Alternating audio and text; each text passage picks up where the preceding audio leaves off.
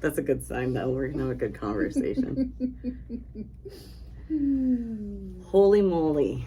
It's cold out there, everyone. Oh my God, it's gross. We made it in today to chit-chat with you folks. Thank you so much, Patricia. Well, you're worth it. You're worth 40 below, Kathy. Oh my goodness. Before we turned on the recorder, we were saying, like, how many weeks have we had this cold weather now for? Like 3, 4? I think so. I'm over it. Yeah, me too. And me too. For years I've been like, oh, these winters aren't that bad. Our kids don't even know what it was like when we were little. The snow. Anyways, now they know. This is too cold for everyone. Our kids can't go outside. We have one of those really big stone faces in our backyard, and there's only about maybe 8 inches of the top of his head showing now. Yeah, that's a sign we've had lots of snow. So hopefully the farmers are happy this year with the moisture in the... Yeah, that would be great. Right? That would be great. It's got to be stressful being a farmer and like worrying about the weather and all of the like things that you can't control. Hey, Kathy, we should probably tell them who I am. I don't know if they know who's talking yet. Oh, I just said Patricia. Don't you guys know who Patricia is? Patricia Meier from Sparks of Healing. The darling. You know what? I have you on so much it just feels like they should just know. They should. Well, I think we're getting close to probably like, well, for sure you've been on my show more than anyone. But I mean, like, I think we've probably been chit-chatting at least... I'm going to say half a dozen times. I was going to say more. Yeah, maybe more. Yeah. I love it. Yeah, thank you. Me too. Well, thank you for having me. Well, gosh, you're just so good to talk about. And I think your perspective is like a great perspective for me to hear. It's like a soft, loving, compassionate point of view that I really admire. And I kick you in the butt when you need it. Listen, I'm not making sense, or what are you doing, woman? So, before we dive really deep into anything today, I just wanted to recognize that my hubby was on the show last week. Aww. Thanks again, Gus, for coming on the show. It was the first time he ever came on. I could never convince him to come on, and then finally I was like, will you please do my Valentine's Day show? And so he agreed. That's awesome. It was nice.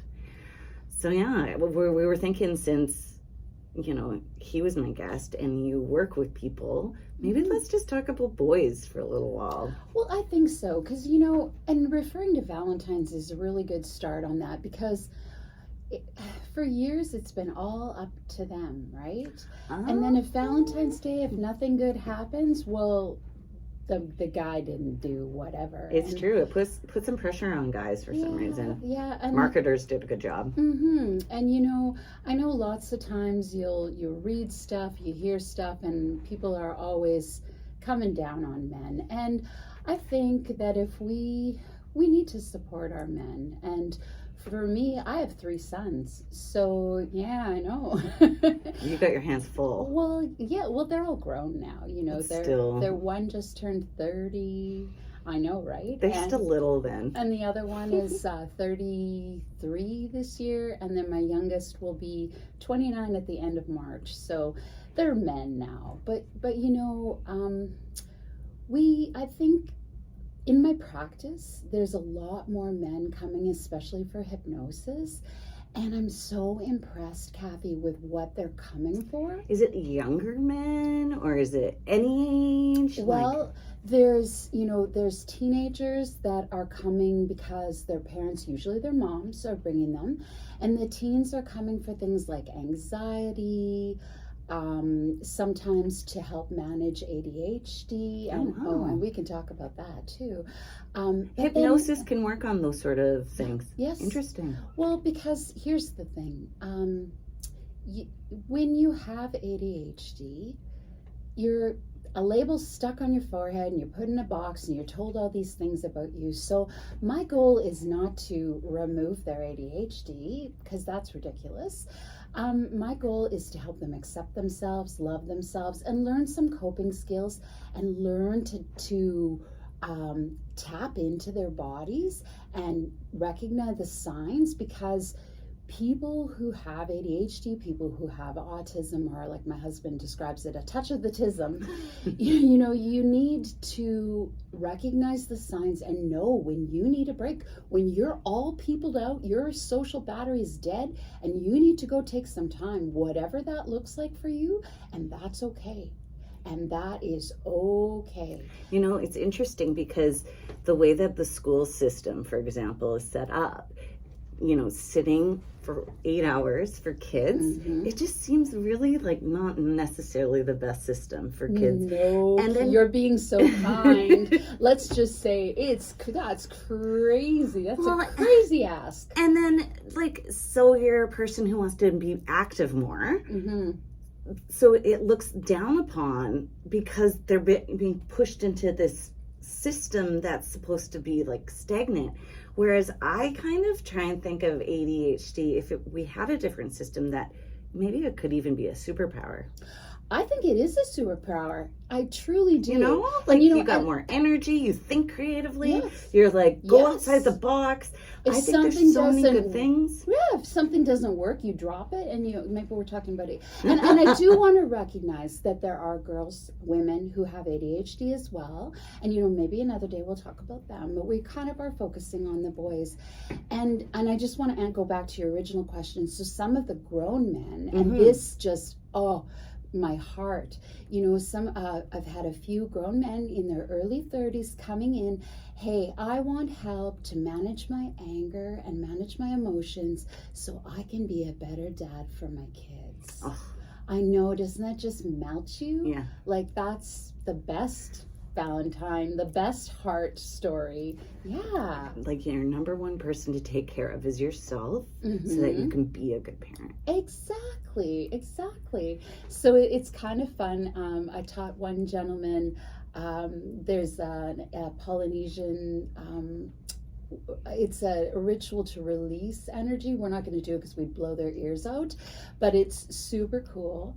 And I said to him, okay, I'm going to, you know, after we did his hypnosis, I said, I want to show you one more thing. And I said, I know this is going to be kind of crazy, but, you know, I want you to do this. Help. Yeah. And he said, okay. So I had him do it, and it like involves like slamming your hands into a pillow, I won't do it loud, but you say, ha. And you take a breath, and you do it really forcefully, and your intention is to release the emotion, release the anger while you're pounding on this pillow. So we did it together, and he maybe got out 3 huzzs, and then he started to laugh, and he goes, I don't think I can do this. It makes me laugh. And I said, well, isn't that wonderful? So you come home in a bad mood, and you hit a pillow 3 times, and you're laughing? And he's like, oh yeah, I see this. And I said, and you could do this with your kids. Hey, Dad's had a bad day at work. Will you help me, you know, get rid of my grumpies? And you guys go and you grab some pillows, and you kneel on the ground, and you bang some pillows, and you yell real loud. Like, how, you know. Teaching the tools. Right. And I mean, what better way to bond with your kids and to let them know that you have emotions too? Well, and that's the thing. I think a lot of people, at least, so I'm that weird generation that's not Gen X, not Gen Y. So I'm 81. And they never. You're a cusper. I'm on the middle. So I kind of am like, I don't really relate to either, but I do a bit because I was very lucky. We grew up without like technology, but then when we hit high school, it came in. So it was good timing. But what we lacked from our parents, at least in my household, and I don't want to make an assumption for everybody's, but we did not talk about emotions a lot. No. They were the things that you did by yourself, you know, if you had them. And then if you're crying, you stop crying. If you're angry, you know, like, you don't get to yell about it, you know, and so you're stuffing it all down, and then you know, like, I don't think that was the way we should have been teaching our kids. So my kids, we do exactly this. It's okay to have these emotions, but you need to not tame them, but use that energy, like, not in a negative way. Use your words and take the time you need, you know. And the same thing with my boys, like, and boys especially, men especially, you know, men don't cry. Yes, they freaking do. Yes. And in my office, in my treatment room, when you sit down, there's a Kleenex box to your left and a trash bin to your right, and tears happen, and that's okay. And it doesn't matter who you are, tears happen. I have one client, it's a lady, but I have one client who's like, I freaking hate you. And what do you mean? Every time I come to your office, I cry, and I don't cry. And I'm like, well, perhaps you need to do it more. And I said, sorry, not sorry, you know. She's like, I don't really hate you because I keep coming back. But, you know, but the thing is like, men, it's fine to have emotions. And my husband is the same age as you, Kathy. He's also born in 81. Oh. I love that. We have a little bit of an age gap, but that's okay. I'm firmly a Gen Xer. But you know, he talks about it too, and he tells me about all the pressures that as a guy, what he feels, and how, you know, this is on men and this is on men, and we're not allowed to do this, we're not allowed to do that. And he's like, there's a lot of pressure on men. And we've talked about, you know, maybe we should have like a discussion group for guys so they can talk about their feelings and their spirituality. And I haven't done it yet. It's still kind of cooking in my mind. I'm not really sure what that looks like yet, but you know, yeah, because of course men have feelings. I don't understand why we decided the roles of emotions had to play by gender like that.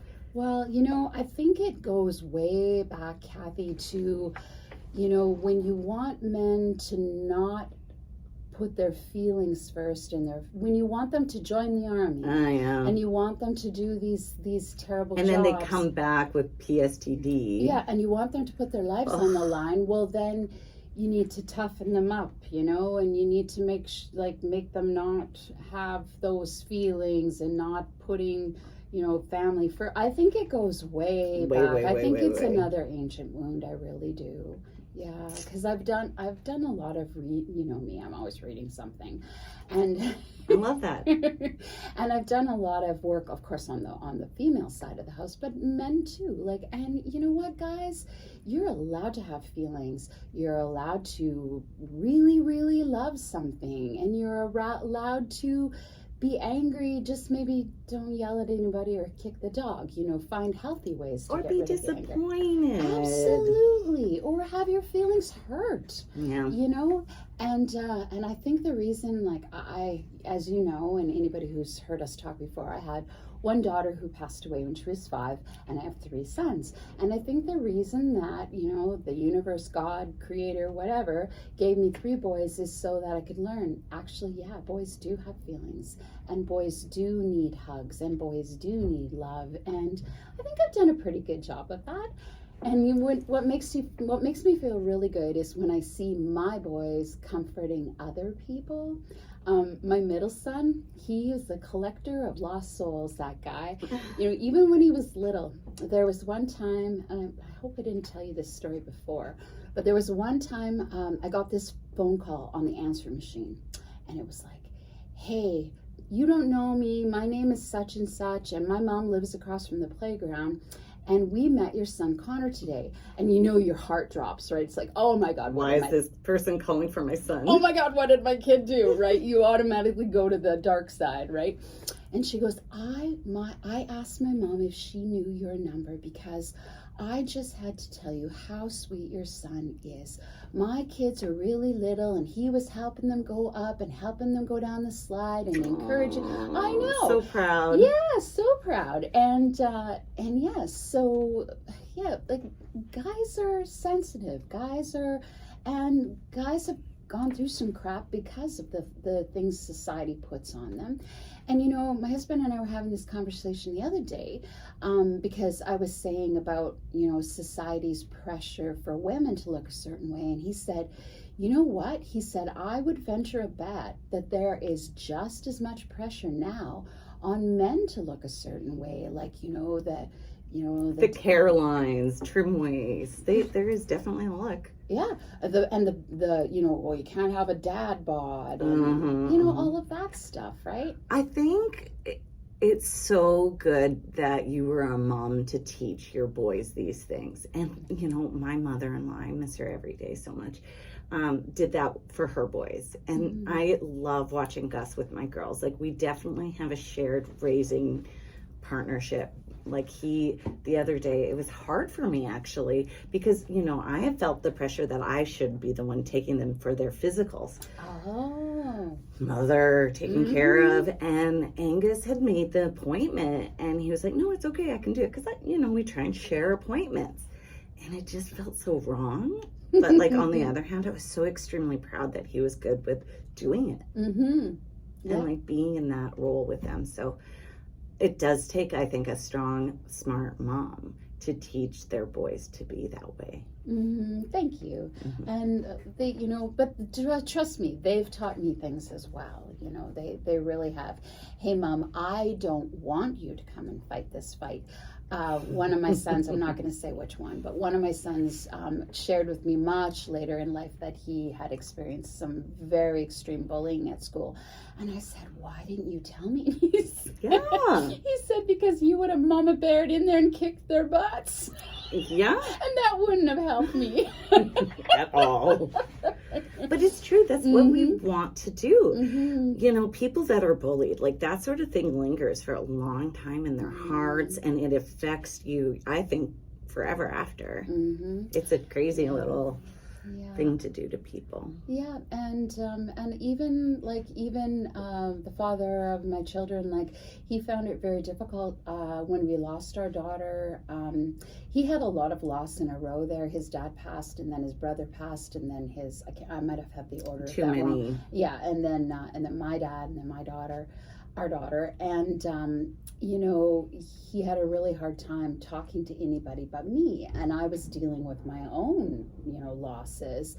So yeah, I think, but I find that your generation, you know, they do talk more, and they do talk about their feelings, and I think it's great.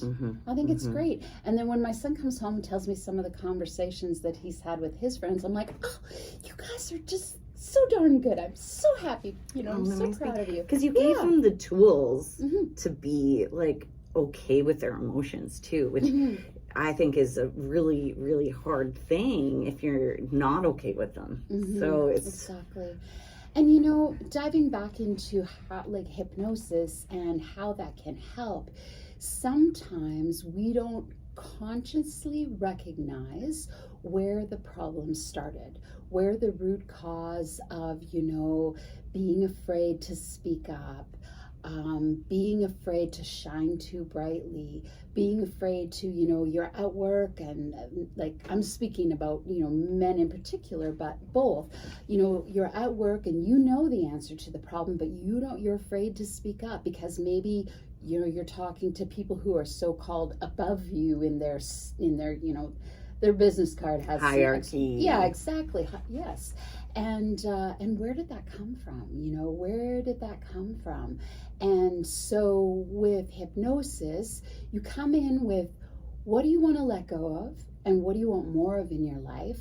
And we may not find the reason consciously, but your subconscious or your conscious mind, your superconscious mind, sorry, I'm getting myself confused. Your superconscious mind knows exactly where the root cause is in your subconscious, and it can remove that emotion and help you. So it can help with confidence. It can help with, you know, public speaking. It can help with, like, accessing and expressing your emotions. It can help with releasing anger and bringing forward more love. And, like, I just want men, whether it's me or someone else, I want men to feel free to come forward with the issues and seek help and get better, because they deserve to be at peace. They deserve to be happy. They deserve to love and be loved and feel supported. Absolutely. Well, especially if you think of the stats in Saskatchewan, like, I think we have a big abuse of, like, alcohol and big abuse of drugs. We also have violence. Like, all of these are triggers, right? To, like, people are doing these to hide or deal with shit. So, like, if we could have preventative care sometimes in hypno should be like a basic thing that we could go to this doctor and be like, could I please have a session on this? Because I don't feel good about that. Yeah, and sometimes talk therapy is necessary. I don't personally do talk therapy, but I know you've had some people, Corey, and yes, and I do refer people if they need to talk about things. In hypnosis, we don't spend a lot of time talking about the problem. You don't even have to tell me the details of the problem. You can just say, I had some trauma in my childhood. I believe that's impacting this, and because of that, I have this issue, and I don't want this issue anymore. And that's as much as I need to know. Fair enough. Then we go and work. And then the funny thing about the hypnosis that I do, I use a modality called the Simpson Protocol, and I describe it like this, especially to guys. You're coming in for an oil change because you've got one thing on your mind, but while you're there in the chair, you're super conscious. And we're doing a 21-point inspection on you. I love And we're going to this. clear away other things that you might not even know are there. And as long as you're giving permission for that solution to come forward and for that problem to be solved, it can happen, even if you don't know what it is. I had a lady come the other day, and I'm not going to give too much detail because I don't want to, but the root cause of the problem she was having in her 80s stemmed from something that happened when she was 12. And it came up as a memory, and we worked on it to release it, and she just felt so much lighter at the end of our session. Isn't that incredible? Well, and one thing that you touched on that I think I would like to just kind of throw out is you talked about was it the Simpson Protocol? Yes. So for those of you guys that don't really understand what she's talking about, I just want to give you from my own personal experience what that means. So when you sit in the chair, it's not like when you're getting hypnotized, like they just are gonna be able to just chit chat with you willy-nilly about whatever they want, dig into your brain. No, this protocol actually like outlines what you say, when you say it, how you say it, and so that it's really a professional way of digging into your brain. Like I had no idea that's what that was, and it almost makes me now feel a little more safe in the hands of going to see somebody because there's actually like a system involved. Oh yes, absolutely. Thank you for that, Kathy. You know? Yeah, and it's kind of funny. Like I joke like I'm talking to your hand, because I'm speaking to your superconscious mind in yes and no questions through your hand. It's not what I would have expected it to be, but yet when you leave, it's like you think about the session after, like it sticks with you, and you figure out, oh, that's how it works. And it's very much a process that I think allows a person to really just like have a guide to figuring out their own issues. And you give me a list of what you want to work on before you come. And so I like to describe it, and I know I've said this before, I'm your hypnotic tour guide. I take you to the places you need to go to do the work you need to do and to learn the things that you want to know. And so you give me a list of the stops you want to make on your tour, and the better the list, the better the tour. But like I said, we still do that 21-point inspection. So we're gonna check for some emotions that are out of check and stuff like that. So a guy shows up and he's like, let's do this. And I get it. Like, we don't want to be like, this happens to me and Right. but generally, is it usually like somebody wanting to quit smoking? I imagine that's got to be a very popular thing, or a habit, or like, is that generally what people work on? I've had gentlemen come in, yes, definitely to stop smoking, stop smoking up so much, alcohol, anger, and abuse. And then some are, hey, I'm coming for an interlife session. Very cool. I am on just started my spiritual path, and I want to know more. And like, that's my favorite thing to do. You know that. That's what you did with me. Very fun. And you do talk a little bit more in that one. But getting back to the problems, the issues, if you're there for, drinking, drugs, like any of the habits, like overeating, You know, because there's you know, guys can have that too. It's not just a girl thing, right? Or binge eating. Yeah, That's my thing. Like, I get upset and I'm like, oh my God, I want to eat some chocolate. Because you're trying to fill a hole that won't be filled no matter how much chocolate you eat, you know. And the thing is, they don't have to tell me the details. They don't have to go into it. They don't have to show their emotion if they don't want to. They don't have to talk about it. They can just say, you know, I had some stuff go on. I had a bad childhood, and some stuff happened, and I'm ready to let that shit go, you know. I love it. Yeah, and that's all, you know. And what do you want more of? You know, well, I want more patience. I want to be able to sleep at night. That's a good one. Oh, and another one is getting rid of nightmares. Like, some people have recurring nightmares, and we go in and we like let them go. I love it's fantastic. It's, where were you when I was young and heartbroken or whatever? I needed you. I was still figuring my own stuff out, Kathy. I mean, a lot of us who do this work, we do this work because it's worked for us, or we were trying to figure out our own issues. And, you know, I'm not perfect. I work through my own stuff. I have seasonal affective disorder. I did not leave my house for this little date with you till 5 minutes to 10 because I do not like to go outside in the winter. And I'm working on it, but I'm not there yet. I'm not there either. You know what? There's a line. When it's under -20, we're allowed to totally take pass. I'll even walk to the mailbox with -20, but you know, -40 is like, what are you talking about? You know what's funny though? You know, you're in Saskatchewan when parents come to pick up their kids in shorts in the winter. Oh yeah. And there was some dates that first week of February even where some of my clients were showing up with no jackets on. And it was still, you know, it was, it's only -14. Jeez, we're tough. I know. Well, thanks again for coming. Oh, it's always my pleasure. It's always my pleasure. Interesting, and I always learn something new from you. Okay. Hey, can I tell you one thing that's happening right away here before we go? Absolutely. Okay. Give it. So I'm working on the Free Your Voice sound healing sessions. Cool. So I teach, you know, that the anger release that we talked about. On a pillow. That's right.